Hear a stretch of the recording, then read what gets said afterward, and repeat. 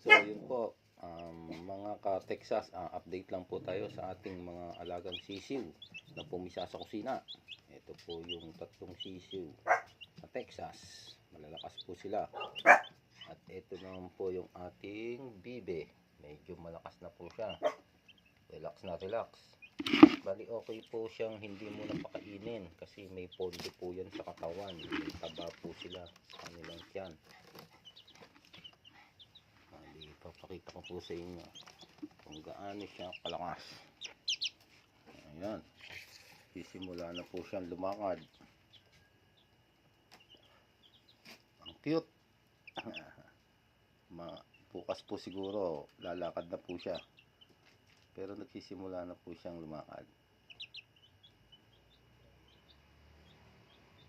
Mga katektas,